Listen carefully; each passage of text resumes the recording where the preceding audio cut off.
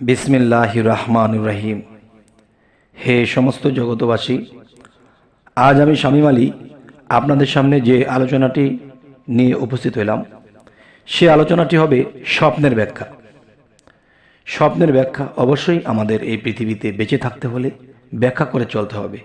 কেননা আল্লাহ প্রতিদিন মানুষকে প্রতিদিনের খবর দিচ্ছে, কিন্তু সেই স্বপ্নগুলো আমরা দেখে এড়িয়ে চলি আর বলি খোয়াব দেখেছি, কি যেন দেখেছি। আমরা এটাকে স্মরণ রাখি না, এটাকে বুঝে চলি না, এটাকে ব্যাখ্যা করে চলি না, যার ফলে আমাদের কপালে দুর্দশা লেগেই থাকে। যে মানুষ অনেক কিছু দেখতেছে, তিনটা ভাগে স্বপ্ন আসে। বিশেষ করে একটি স্বপ্ন বায়ুগত। বায়ুগত স্বপ্নটা সারা রাত্রি মানুষ বিভিন্ন কিছু দেখে, কিছু মনে থাকে না। আবার কিছু কিছু স্বপ্ন আছে সব কিছু মনে থাকে। তাহলে যেগুলো মনে থাকে সেগুলোর মধ্যে একটি হলো আত্মগত স্বপ্ন, একটা হচ্ছে চিন্তাগত। মানুষ চিন্তায় বিভোর হয়, এটা কিভাবে কি করব, সেটা কিভাবে কি করব, ওটা কিভাবে কি করব। বিভিন্ন চিন্তা করে যখন মানুষ ঘুমায় তখন চিন্তার রাজ্য থেকে কিছু কিছু স্বপ্ন আসে, এবং চিন্তার রাজ্য থেকে যেগুলো আসে সেটাও ব্যাখ্যা করার আছে। এবং দেখা গেছে যে সেই স্বপ্নের মধ্যে আল্লাহ আমাকে একটা বুঝ দিয়ে চলে গেছে, কিন্তু আমি বুঝি নেই। না বোঝার কারণে আমরা মূর্খ হয়ে রইলাম। এবং আত্মজগৎ থেকে যে স্বপ্নগুলো আসে সেগুলোও মনে থাকে, কিন্তু দেখা যায় এই স্বপ্নগুলো আমরা মনে রাখি না এবং রিচার্জ করি না, ব্যাখ্যা করি না, যার ফলে আমরা বিভিন্ন দুঃখ কষ্টে বিপদে আমরা পতিত হই। তাই আজকে আপনাদের সামনে যেই আলোচনাটি নিয়ে এসেছি, স্বপ্নের ব্যাখ্যা। আচ্ছা, তাহলে সেই স্বপ্নের ব্যাখ্যাগুলো অবশ্যই খেয়াল করে শুনবেন। যদি মনে করেন আরবি ভাষায় আপনি কথা বলতে স্বপ্নে দেখেন, তাহলে কি বুঝবেন? যে আপনি আরবিতে কথা বলতেছেন। এর ব্যাখ্যা আসে যে আপনার মান মর্যাদা সম্মান বৃদ্ধি হবে।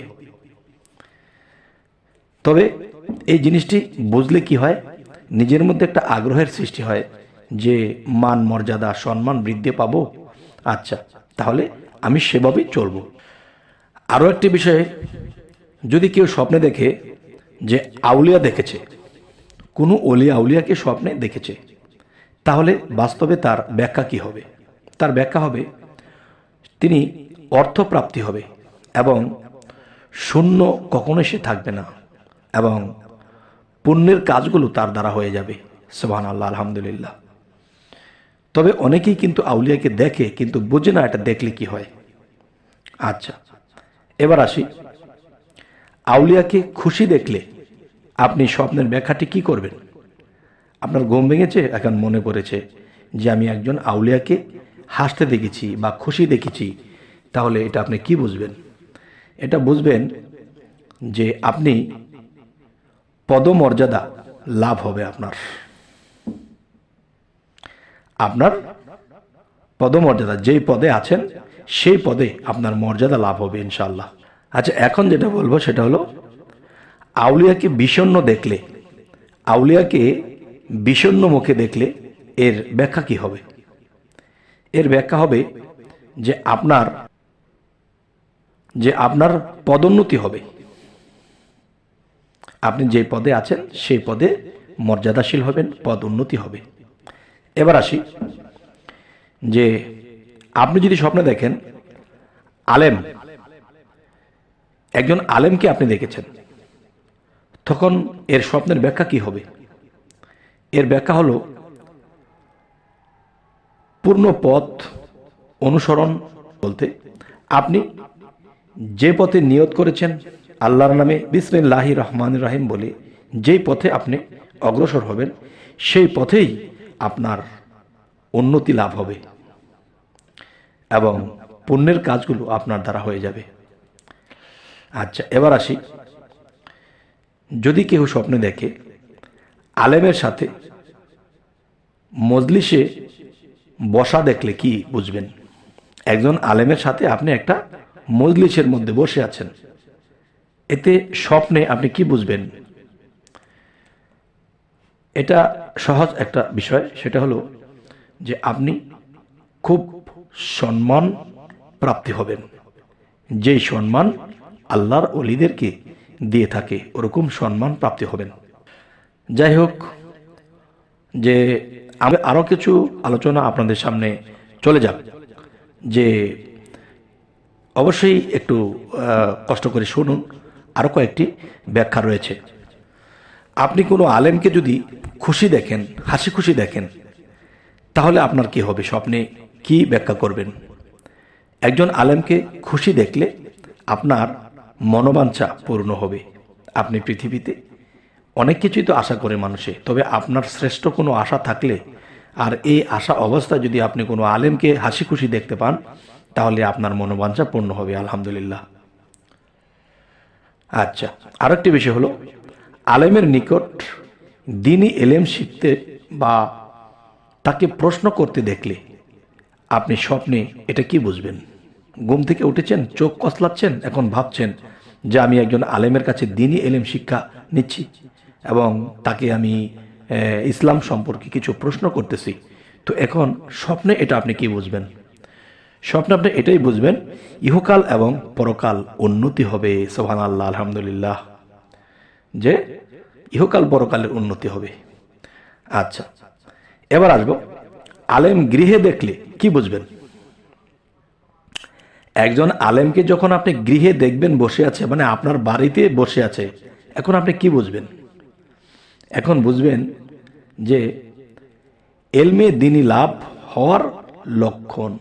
আলহামদুলিল্লাহ, যে এলমে দ্বীনি লাভ আপনার হবে যদি আপনি কখনো দেখেন যে একজন আলেম মানুষ আপনার ঘরে বসে আছে। এবার আসবো যে আপনি যদি স্বপ্নে দেখেন একজন আলেমকে বিষণ্ণ মুখে ও ক্রুদ্ধ দেখলে আপনি কি বুঝবেন?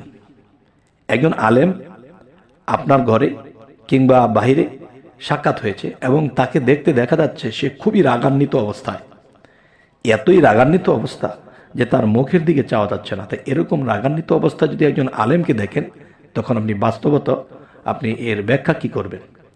এর ব্যাখ্যা হলো, দেখুন যে ধর্মীয় কাজ করতে গেলে ঝগড়া বিবাদ বৃদ্ধি পেতে পারে। যে আপনি যদি কখনো কোনো আলেম ব্যক্তিকে দেখেন ক্রুদ্ধ, রাগান্বিত খুব, তখনই আপনি বুঝে নেবেন যে ধর্মীয় কাজ আমরা করব ঠিক আছে, কিন্তু এখানে কোনো বিশৃঙ্খলা হতে পারে, এখানে কোনো বিশৃঙ্খলা করা যাবে না, আর এখান থেকে একটু দূরে থাকতে হবে যাতে করে এই বিশৃঙ্খলা না হয়। তাহলে কি হবে? আপনার সেই কাটা পড়বে। সেই সময়টুকু যদি আপনি অন্য এলেম শিক্ষা বা আল্লাহর পথে অন্য কোনো কর্ম বা আমল করে কাটিয়ে দেবেন, তখন দেখবেন যে এই আপনার এই যে ফাড়াটা এটা কেটে যাবে। আচ্ছা, আরও একটি বিষয় আলোচনা করব, সেটা হলো, দেখুন যে আকাশ মেঘাচ্ছন্ন দেখলে আপনি কি বুঝবেন? আপনি স্বপ্নে দেখতেছেন আকাশটা একদম মেঘাচ্ছন্ন, অন্ধকার নেমে আসছে, তখন আপনি কি বুঝবেন? তখন আপনি এটি বুঝবেন যে রোগ, বিপদাবদ ও কলেরা অবতীর্ণ হওয়ার লক্ষণ আছে। হে সমস্ত জগতবাসী, অবশ্যই কথাগুলো খেয়াল রাখবেন। যদি কখনো দেখেন আকাশ মেঘাচ্ছন্ন, তখন বিভিন্ন রোগ তো আছেই, বিশেষ করে কলেরা রোগটা হওয়ার সম্ভাবনা থাকে। তখনই আপনারা আল্লাহকে সরাসরি সিজদা করবেন আর বলবেন যে হে আল্লাহ, আমার আত্মীয় স্বজন, আমার ফ্যামিলি এবং আমাদেরকে এই রোগ হইতে রক্ষা করো। সেই দিন একটু ইবাদতে বেশি থাকবেন, আল্লাহকে সিজদাটা একটু বেশি করবেন, ইনশাআল্লাহ কলেরা রোগটা যেন পালিয়ে যায়। তো হে সমস্ত জগতবাসী, আজকের এই আলোচনা যাই কিছু করলাম, যদি আপনাদের ভালো লাগে এবং আমাদের চ্যানেলে যদি আপনারা নতুন হয়ে থাকেন, অবশ্যই সাবস্ক্রাইব করে নেবেন, পরবর্তীতে যেন আপনাদের সাথে আরও ভালো আলোচনা নিয়ে আসতে পারি। তো সকলেই ভালো থাকবেন। আল্লাহ হাফিজ।